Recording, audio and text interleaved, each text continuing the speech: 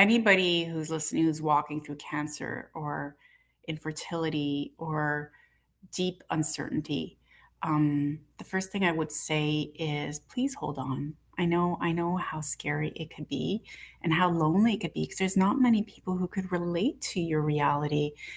And when the future suddenly overnight becomes unclear, but miracles are real. I've lived one, and I will always say that hope is stronger than fear. And even if it feels like that hope is so small and quiet or fragile, hold on to it. Take things one day at a time, one moment at a time.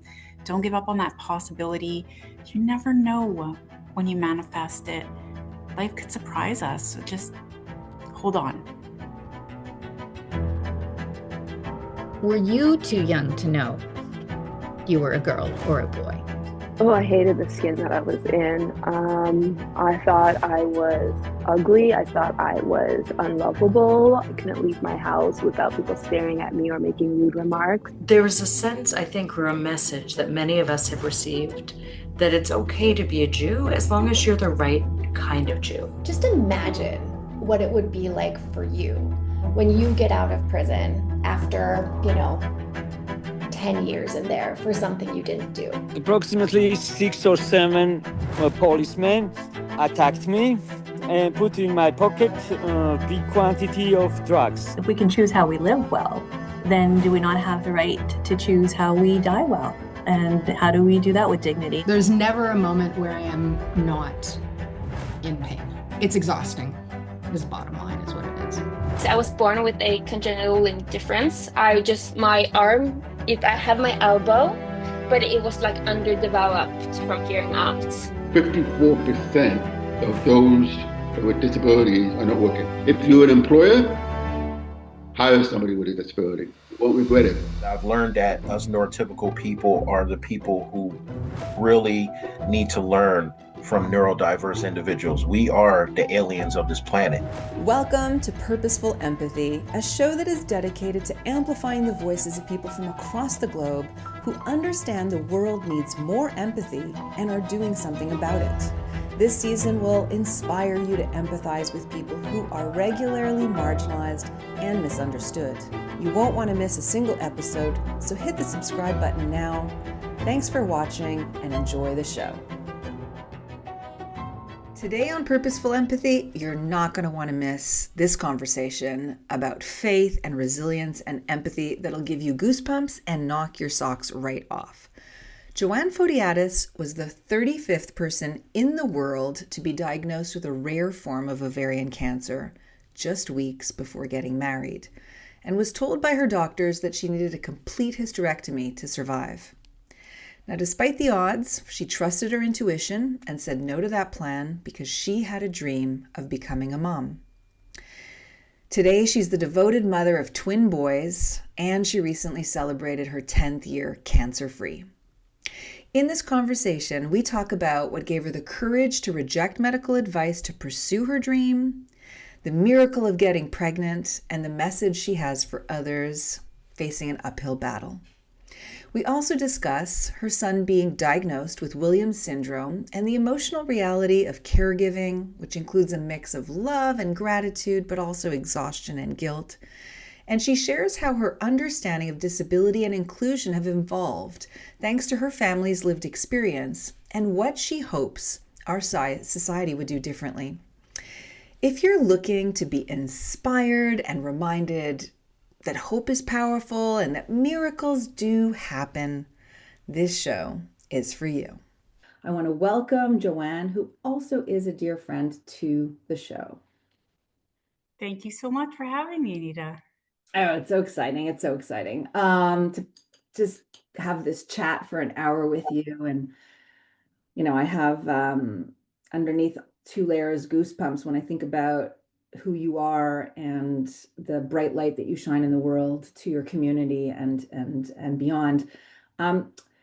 There's a lot to say about you and a lot to unpack, but I just wonder, maybe on a sort of lighter note, maybe you could share a little bit about yourself without those big kind of categories of cancer survivor and mother of a child with a disability. Like, who are you, Joanne? That's a good question.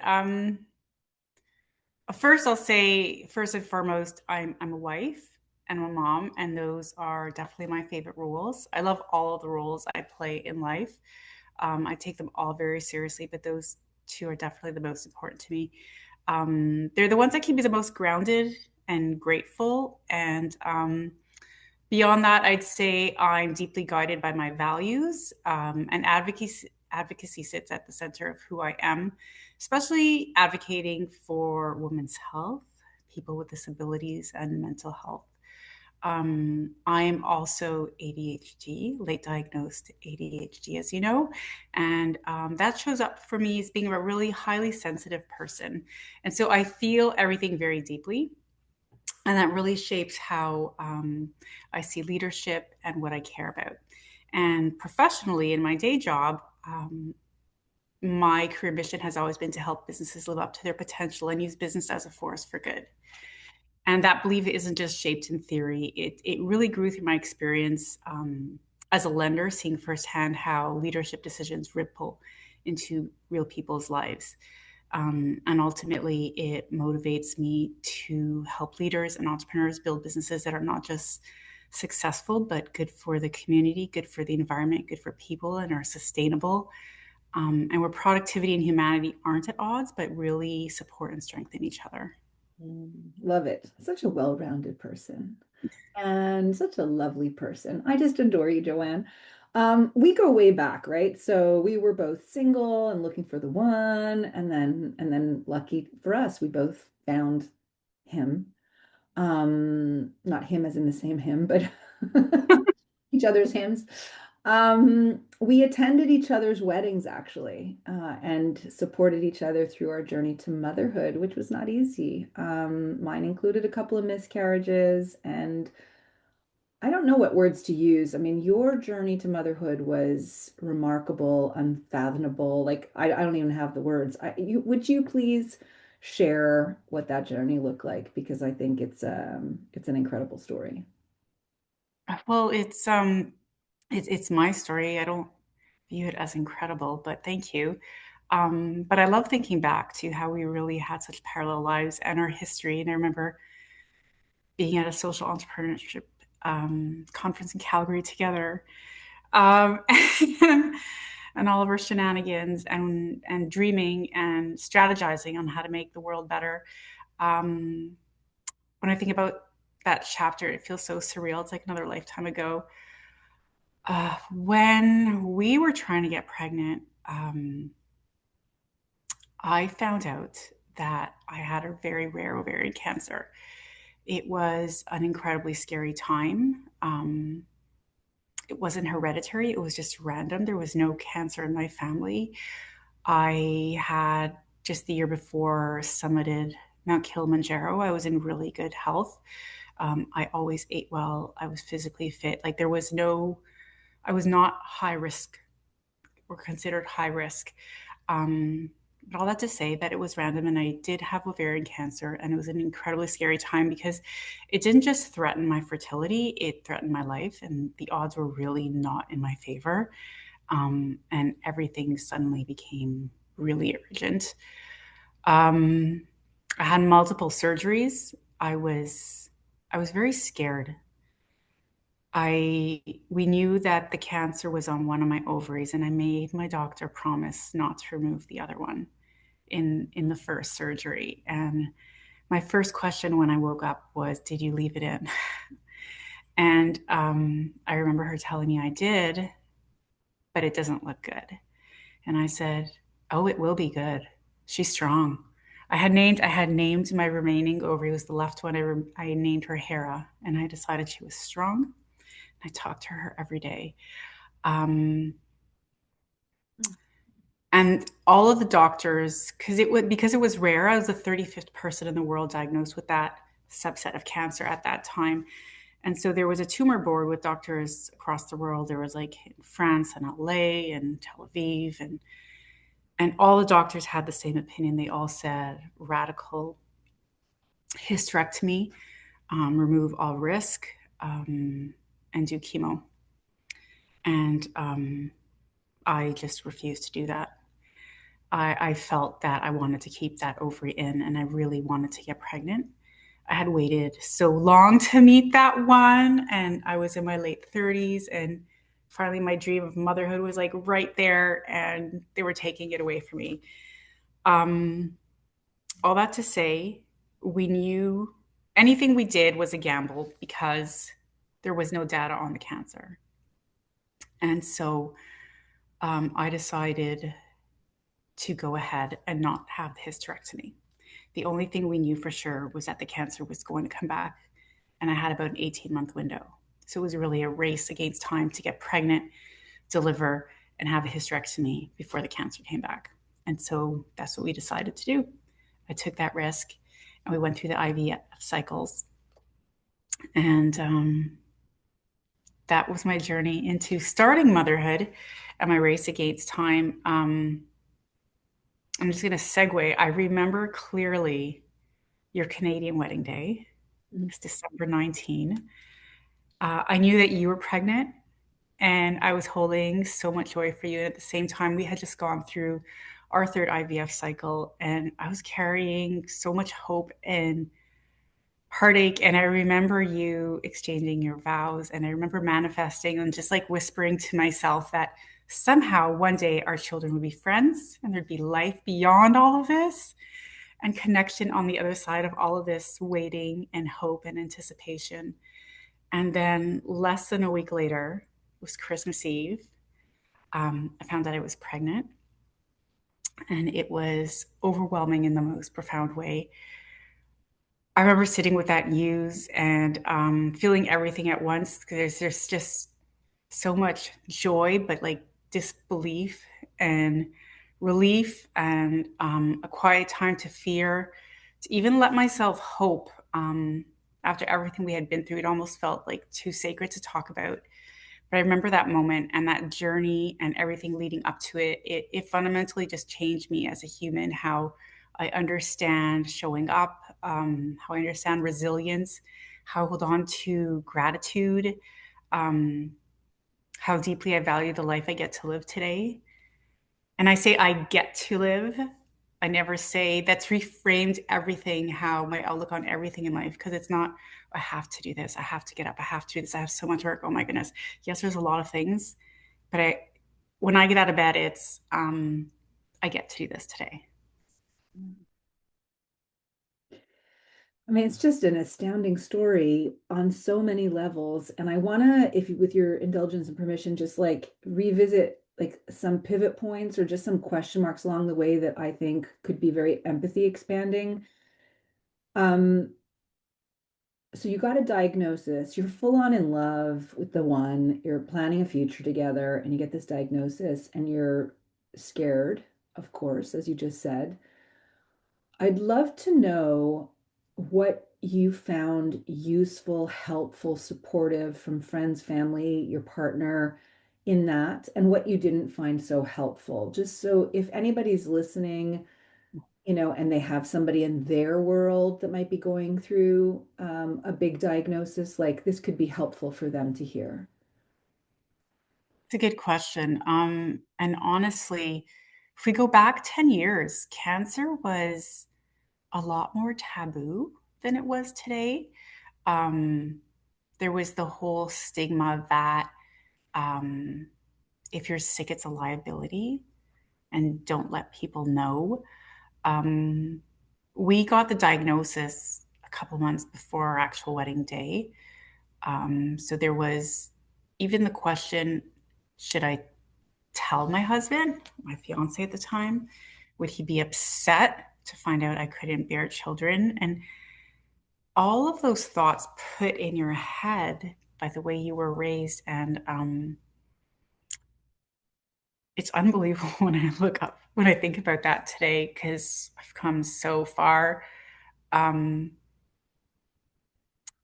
People showing up.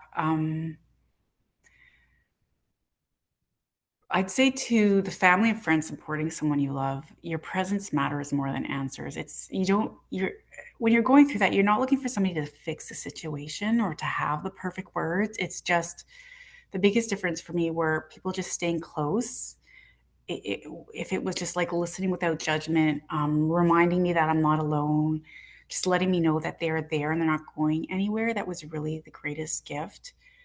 People supporting my choices, just listening. There's very few people who knew that I was going through that fertility journey at the same time, because most people didn't support that dream, if I may, because they were concerned about me, and it was well intentioned. I understand they were concerned about my health, but it was difficult.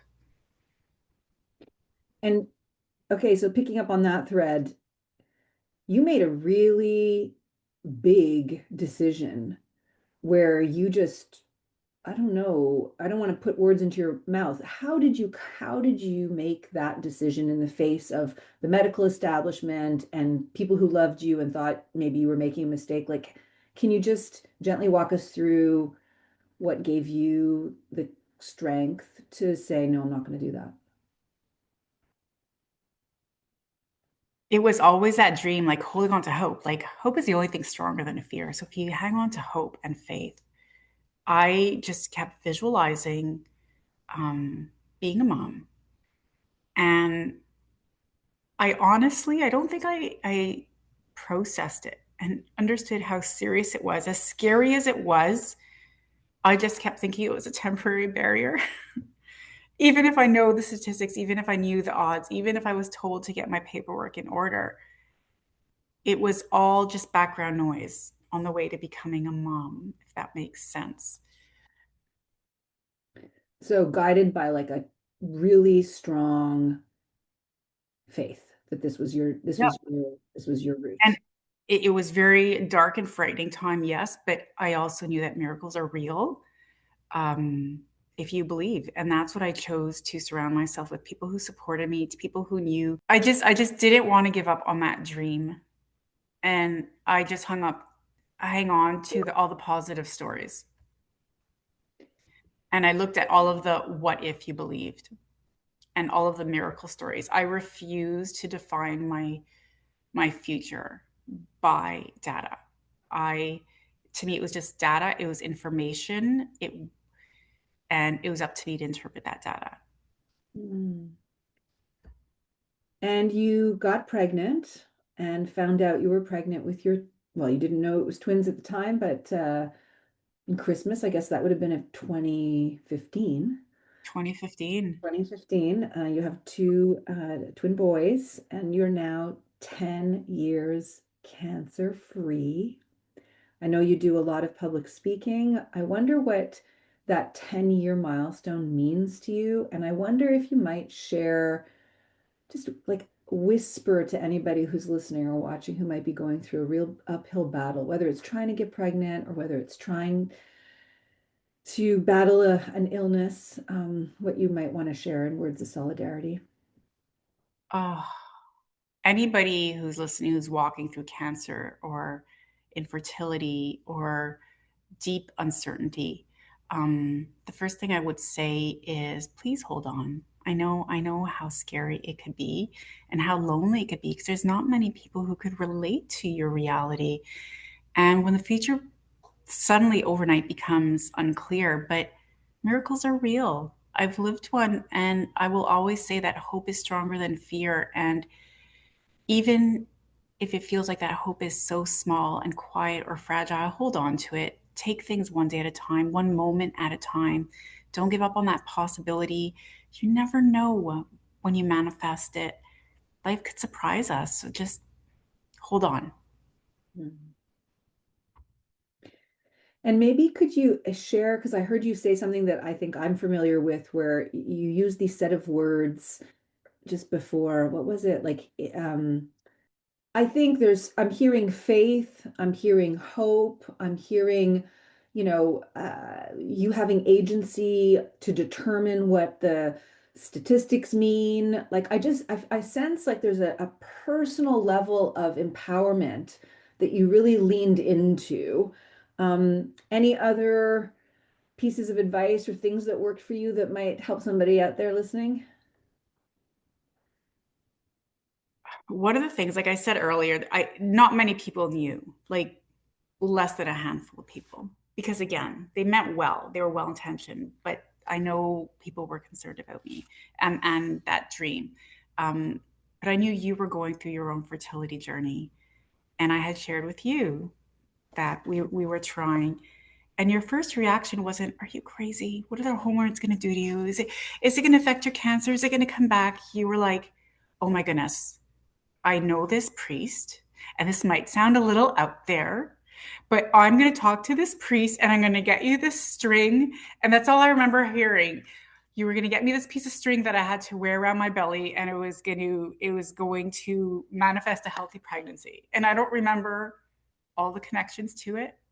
I just know that you showed up to my door on the day I had that transfer with a piece of string that I wore so religiously around my belly the entire pregnancy. And I still have it upstairs. And I have like little, I had marked it like this is like 8 weeks, 9 weeks, 10 weeks, like to show how big my stomach was getting to. And I just held on to that and knew that piece of string. I think it was knowing that there was something greater out there supporting me and that I had your support and you weren't judging me, and just supporting my dreams really, really helped me. Yeah. Oh, that's yeah, I'm glad that string worked for both of us. I mean, just for people who are listening and watching and are wondering what the heck we're talking about. My husband is born in Georgia, and I guess through the Georgian Orthodox Church, because we have a family member who was a regular citizen and then became a monk, I guess is what you would, I guess, translate into English as. So he lives, among other monks and is a very pious individual.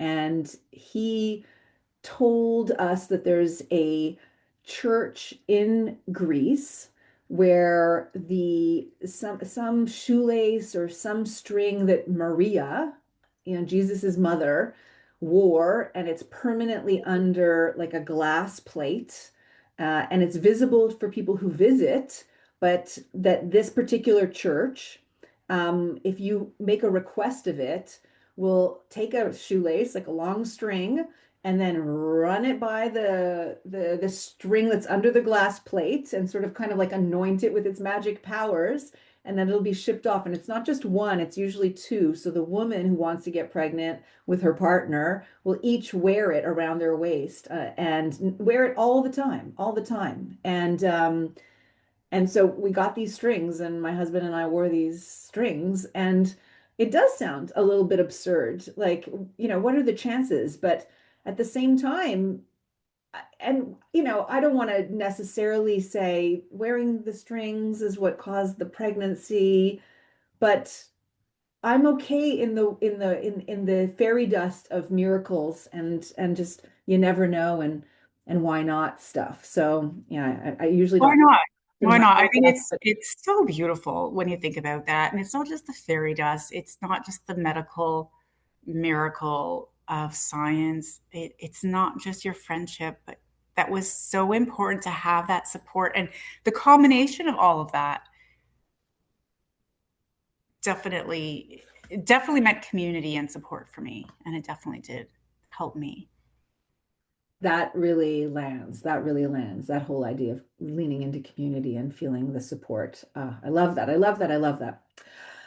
Whew. Okay, so Joanne, one of your sons has Williams syndrome, which is something I'd never heard of before. I don't think you'd heard of it before. So I wonder if you could share your journey towards his diagnosis, and then, of course, what you've learned about raising a child with a different ability. Well, that's a lot of questions in one. Okay, so let's start with what is Williams syndrome. It is very rare. I had never heard about it either. It is a rare genetic condition. It's spontaneous. It's not genetic. It happens that there's a deletion of about 26 to 28 genes on chromosome 7. It occurs in roughly about 1 in 10,000 people. In for both males and females all around the world. So there's not more people in one country. It's just completely random. It's like a lot of people compare it to a photocopy machine. It's like there's just like one paper missing as you're making those copies to that book. There's a few lines on like that page 7 missing.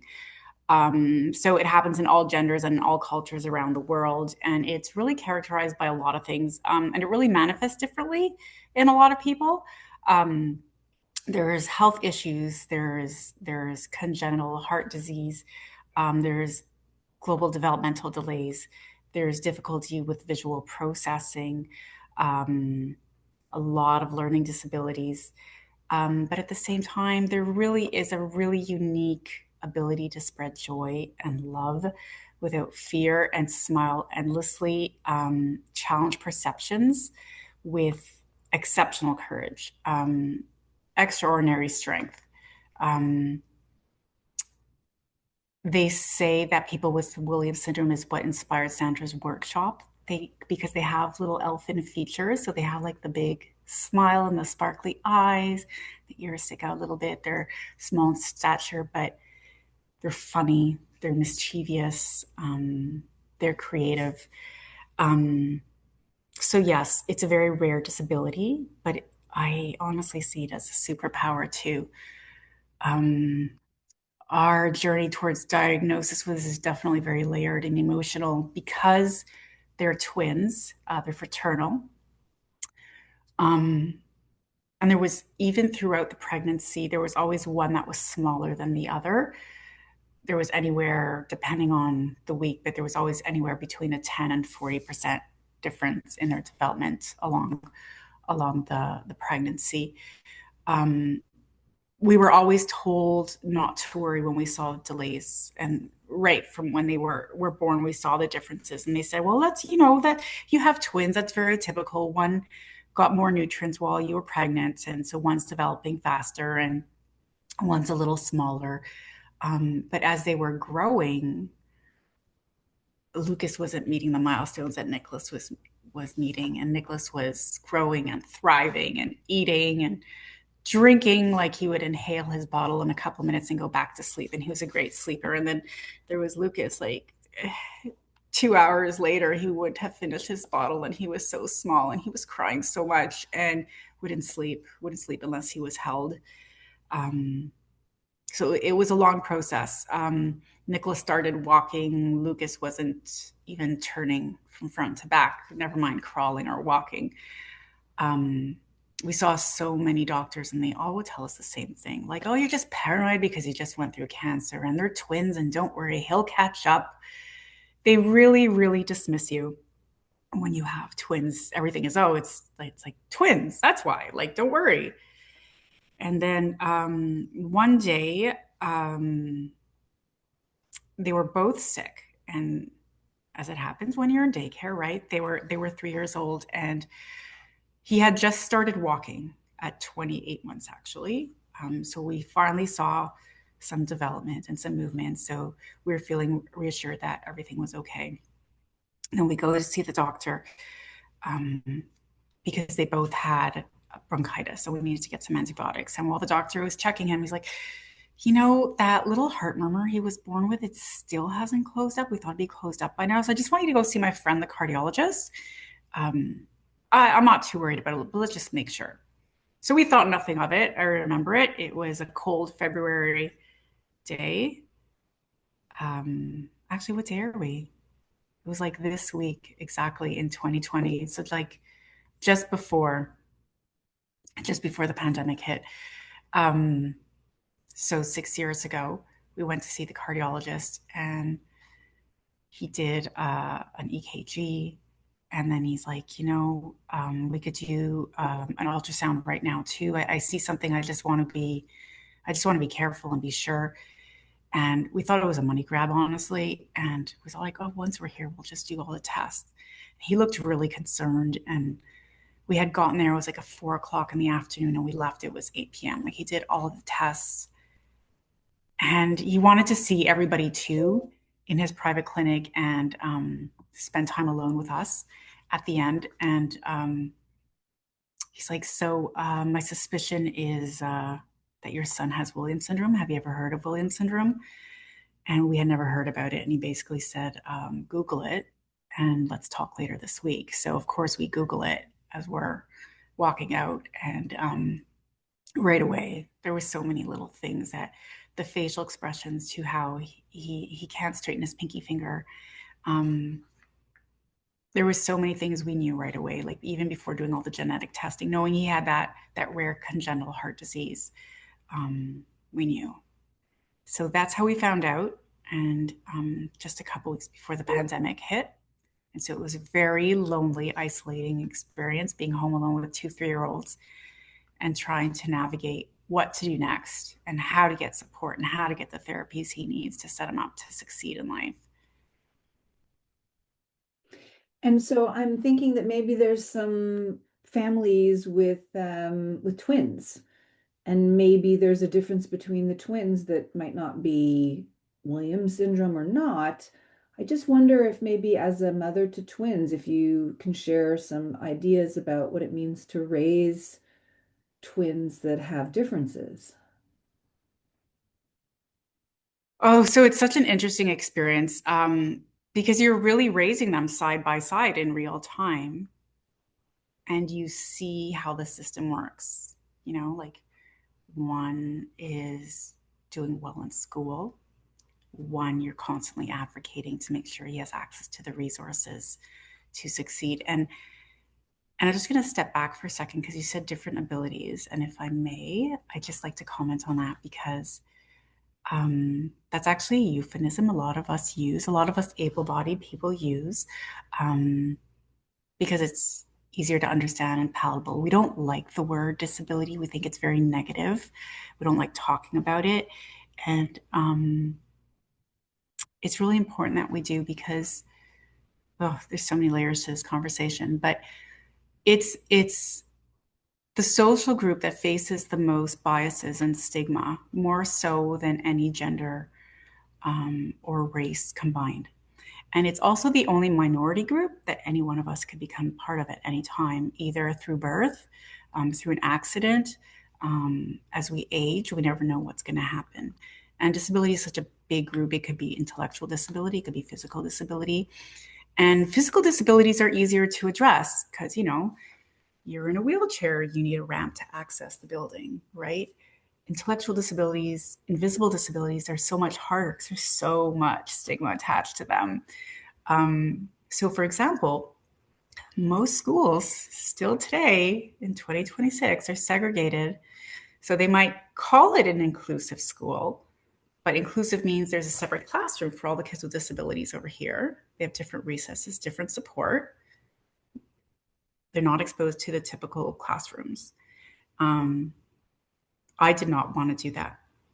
All the studies show over the last 40 years how kids with disabilities reach their potential when they're in an integrated classroom.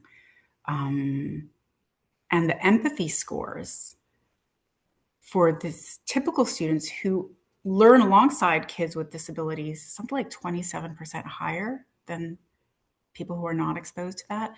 And it's really interesting when we think back, like, I don't know about you, but when I went to school, there was no kids with disabilities in my classroom. I didn't know anything about it. I learned all about it as I became a parent. And then you realize how systemic everything is and how you have to fight for everything. And it's really society's fault because even when you look at companies who have inclusive practices in place, only 3% of them in North America actually have support for people with disabilities. That's like nothing. And it starts from a really young age. Like if you're not in the same classroom, then you're stigmatized. If you're not in the summer camps, if there's no support in the summer camps, you're isolated and by yourself and not with your peers during the summer. If you're not allowed to play in community sports, you're constantly going to be marginalized, and that's not okay. So it's when you grow up with in an inclusive environment, then you just all learn differently. You might have different physical abilities, but you really appreciate that disability is just a variety of human diversity. It's not something to fear. It's not something to be afraid of. It's really human diversity. So all that to say that disability, sorry, I'm going off on a tangent. Disability is neutral. as humans, we've applied that negative connotation, but we don't want to say different abilities or special needs because that just further stereotypes and stigmatizes what disability is. We say disability. My son is disabled and he needs access to resources to make sure he succeeds in life and has a life of choice. And that's it. It's like wearing a pair of glasses. Like nobody questions when you're wearing a pair of glasses, so you see better. So why are we stigmatizing an integrated classroom or additional resources to make sure he succeeds and reaches his potential? Mm-hmm. I hear you, which is a great segue to this question that I wanted to ask. Sort of a social level, there are expectations about what's normal, what's the normative, that shape how other children with disabilities and their families are treated, right? I wonder if you could speak to what the role empathy plays in systems like healthcare and systems like education. I mean, you've already kind of given a glimpse into that, but what more would you like to say? That's such an interesting question. I don't even know where to begin.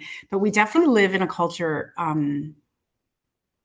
it quietly tells us every day we're here to produce, right? Like we're here to perform, to contribute, to be efficient. How can we be more efficient? How can we could produce more? But the truth is, we're not all here to produce. We're just here to be. Some children may never walk, they may never talk.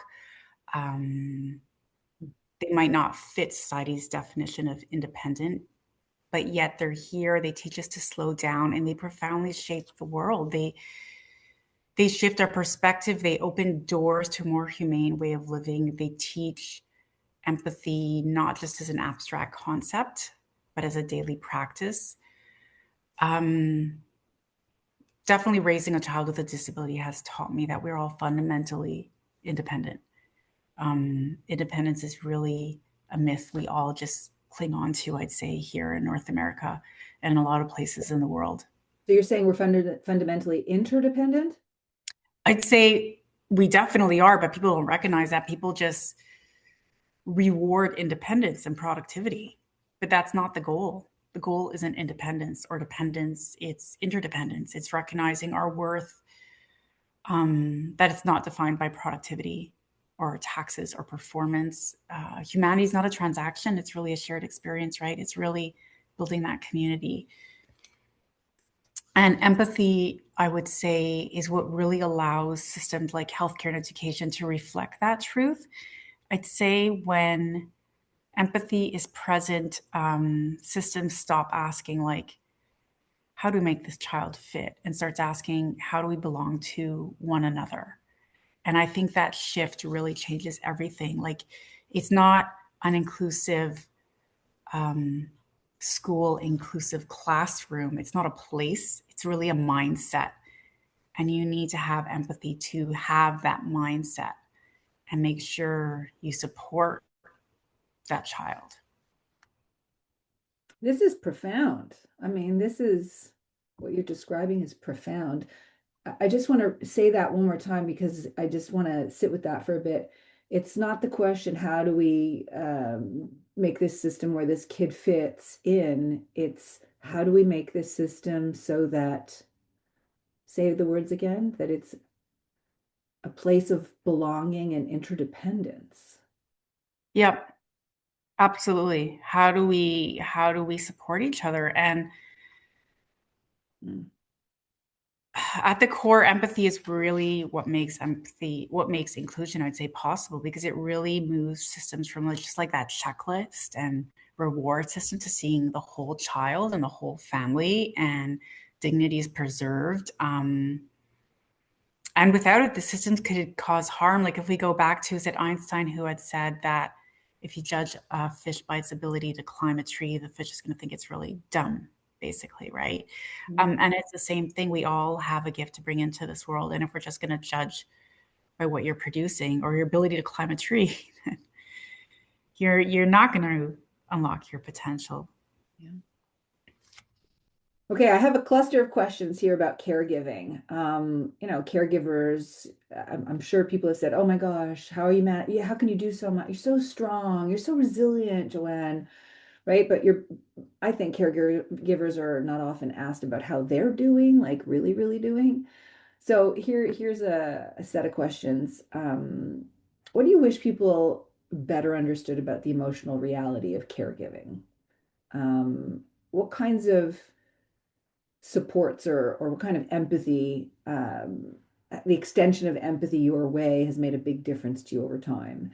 And how do you think the general public could extend greater empathy and understanding to families like yours?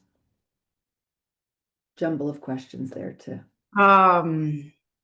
It's definitely very emotional. It's very layered, in ways they're all invisible. Um, there's definitely deep love and pride, but there's exhaustion. Um, and let's be clear. I think my son is perfect just the way he is, but it's the systems that you're constantly every day um, advocating for the system change.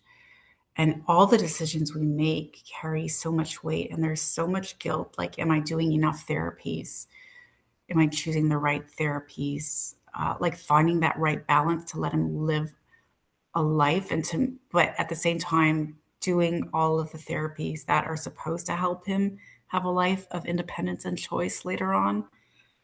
Um, Strength isn't something you feel. It's like going back to my cancer days and what did you learn? You must like be so strong now. It's something you really feel. And it's, if you choose to feel it and you choose to practice it every day, there really is no pause.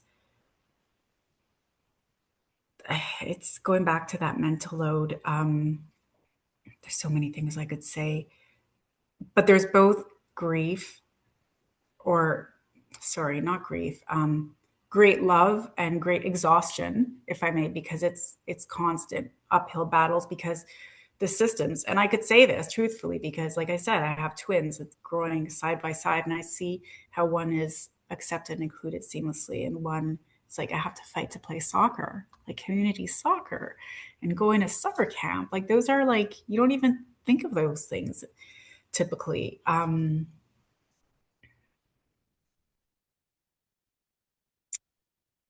don't remember the beginning of the question you had asked. I'm sorry. I've What gone do off on you, well, no, what over the years then, let's say over the last 6 years since his diagnosis was brought to everyone's attention, what have you found useful by way of support? And, what words have meant something to you? What acts of kindness or extensions of empathy have you found helpful? when you first get that diagnosis, yeah, you focus on the positive and you just go through all of those. You just Google and you try to find your community and hope that your child is going to be, I hate saying this, but higher functioning. And you hang on to those stories of hope and it's not about that. And I remember thinking, oh, that won't happen. And oh, my child's going to do this. And he's going to meet that milestone. And you know what? Like he hasn't met most of his milestones. Like, look, he's 9.5 today and he sleeps with books. He loves books. He says he's reading. He's not reading. He's trying so hard. So like we celebrate all the little things. Like I call them inch stones, not just the big typical milestones, but like there's so much joy when he does achieve something and something simple like his balance is off, his depth perception is off. So he used to step over like going from like the sidewalk to the grass, for example. He couldn't tell they were at the same level. And we've worked so hard with our physiotherapist and our occupational therapist, and he doesn't do that anymore.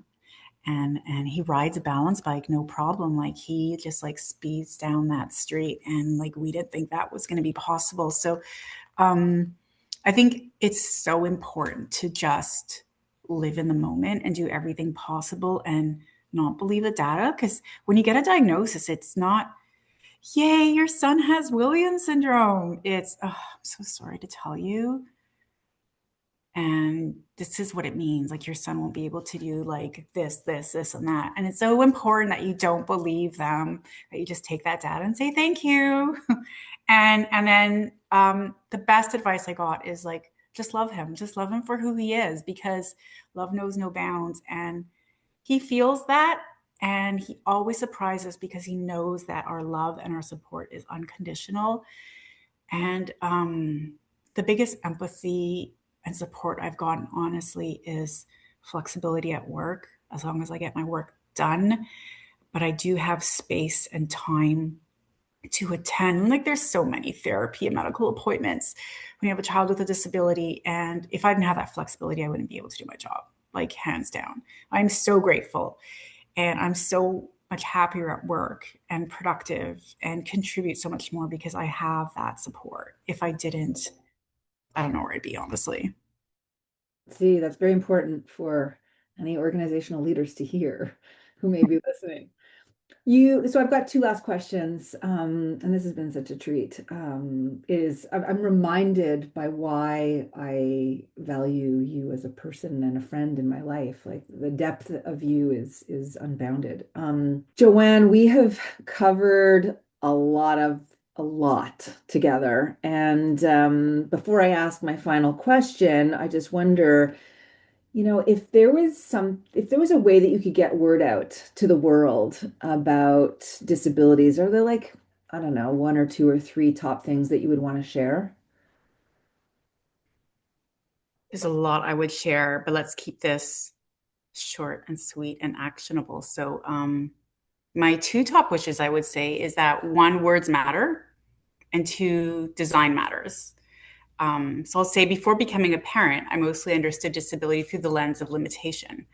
Um, Living this experience every day has definitely taught me something far more important, and it's that disability is neutral. It's not good. It's not bad. It isn't negative or shameful. It just simply is. It's an unexpected part of human diversity. It's a different way of experiencing and interacting with the world. So euphemisms like special needs, differently abled may sound kind, but they often reinforce the idea that disability is something negative that needs to be hidden. And I raise this especially now as the R word is making a troubling comeback. It's showing up in conversations, it's showing up in online spaces and even pop culture. And it's not okay. Disabled people have made it clear the word is unacceptable. It carries a long history of dehumanization and has caused real harm. And when someone in a position of power uses it, it doesn't exist in vacuum. It leads to, and we've seen it, it's a sharp rise in its use across social media and everyday discourse. And we need to remember that language shapes attitudes, attitudes shape systems, and systems shape who gets to belong. And so words matter. I have goosebumps as I listen to you talk about that, and I can't believe we have a leader in such a prominent position who is using language like that. It's just so shameful. So thank you for lifting that up. What was the other one? The other one was design matters. And I think we grew up in the same generation, and unbeknownst to us, most schools were segregated. We didn't know that there was kids with disability just down the street or down the hall.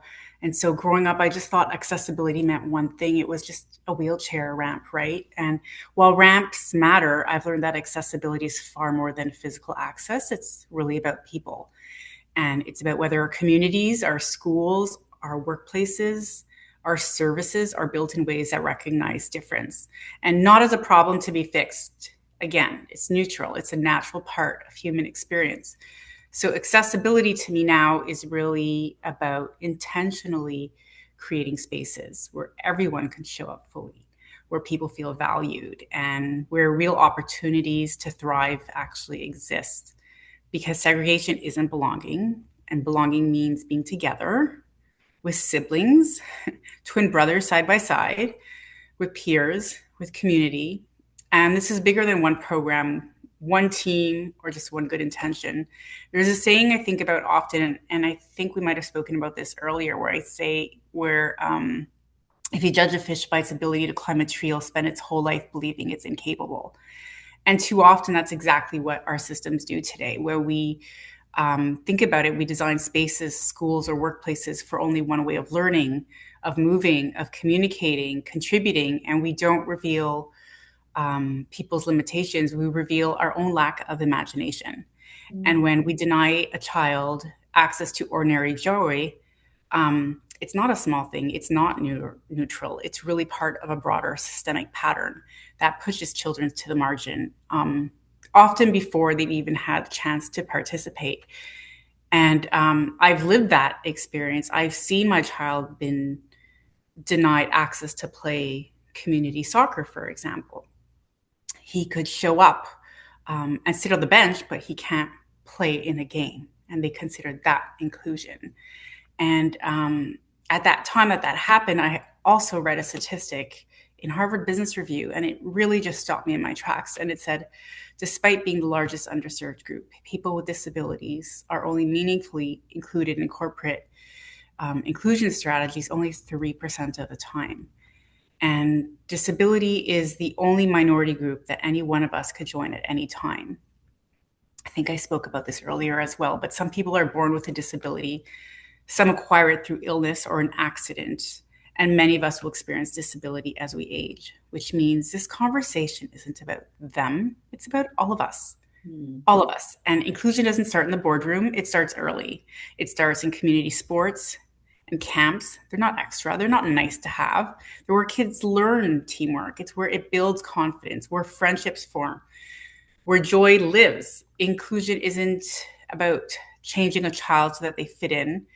It's about making space for them exactly as they are. The differences don't need to be erased. They need to be welcomed. They need to be valued, planned for, and supported, because when children are excluded from these spaces, it just doesn't stop there. It follows them into adulthood. And we know that because the statistics tell us in Canada, this isn't somewhere else, this is Canada, 50% of adults with developmental disabilities are chronically lonely, and 85% are unemployed. These outcomes, they don't happen by accident. They're the result of systems that were not designed with disabled people in mind. And these statistics make me think so deeply about my son's future, because I think he is so energetic and funny and so capable of becoming an incredible employee one day. And I want him to grow up in a world where he isn't judged by wrong measures, where inclusion isn't an afterthought, where it isn't something we retrofit in later. But I want him to grow up in a world that's built in from the beginning. It's designed with him in mind, because belonging shouldn't be exceptional. It shouldn't require advocacy just to access ordinary life, because belonging should be ordinary. And that's the world that I hope we choose to build together. So those are my two top wishes. Design for belonging and words matter. I think that's very important. And I think, when it comes to your son, Lucas, he's got a staunch advocate, as a parent. I'm sure your partner's also in the trenches with you. And that's amazing. And he deserves that. And I think about all the children who may not have the same support systems for whatever reason, resources, time, or other things that I can't even think of. So I think this is where society has to pick up the slack. It shouldn't be, the onus should not be on the individual parents and the individual families, but a systemic look at how everyone can be included. And why wouldn't we want a world like that? Yeah, that makes a lot of sense to me, Joanne. Joanne, my last question to all my guests for well over 200 episodes now has been, and I never know what I'm going to get as an answer, but I always love hearing the story, is can you think of a time, a specific moment in your life when you were on the receiving end of empathy and what that meant for you? Well, I will say that I always look for those glimmers. I always choose to look for the positive and assume good intent and empathy. That being said, there's definitely one person who played a pivotal role in my life, and that's my doctor who I was talking about before, Dr. Lucy Gilbert. She has dedicated her entire life to advancing ovarian cancer, advancing early diagnosis. She's developed the world's first early diagnosis tool, and she's about to go to market with it, actually. But in all of this and all the incredible things she has achieved, she's a mother herself. And she really didn't just see me as a patient. She really saw me as a person. It was never just like a surgical doctor-patient relationship. She understood how important it was for me to become a mom. She listened to my dreams. She cried with me. She held my hand through it all. And then she basically said, like, I've done everything possible. The rest is up to you to decide and up to God. And what stayed with me in all of the conversations to this day is that she wasn't driven by fear. She was guided by empathy and the power of the possible.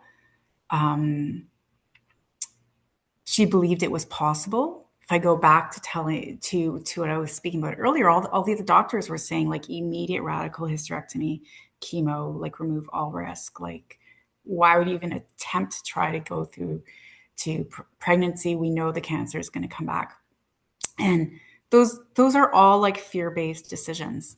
And we just trusted, and we knew the risks, but I wasn't willing to not try to become a mother. I needed to try to get pregnant. And she supported that dream, again, guided by empathy. And she was curious, right? She chose possibility where other people would just see the risk. And I will forever be grateful for her, because that decision definitely changed my life forever. And that's why Lucas is named after Lucy. She is the guiding light in our life. And it's because she chose to be empathetic. Definitely. And what was it like to tell her that you were pregnant? Oh my God. I was so excited.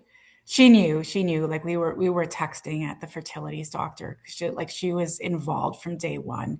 She put me in touch with the fertility doctor, and she was in the delivery room as well, because they had to see when the boys were born, once I was already on the operating table, to see if the cancer did return, if the scans missed anything. So she was there, she was present. And I said, I'd like you to meet Lucas. And she just started crying. It was just such a beautiful moment. And then your 10-year milestone was not long ago. I imagine you celebrated that with her as well. We haven't celebrated that together. We text regularly. She is very busy. But we're definitely active in each other's lives. And she's just so grateful, because I'm the first one who gets to that milestone with that rare subset of ovarian cancer. I'm the first one to get to that 10 years and to actually not only just be here, but I had a child after. I had children after. So I know she uses me in all kinds of conversations and research and studies. And I'm just so excited what's going to happen next. Like, that cancer isn't a death sentence. There is hope.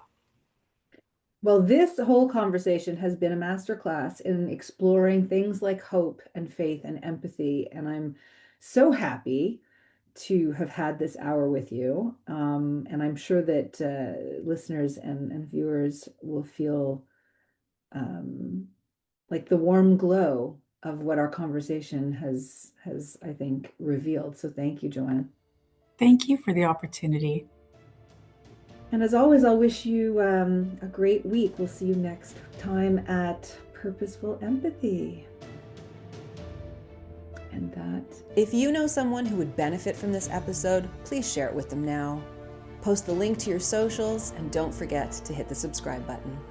The world needs more empathy, and you have an important role to play.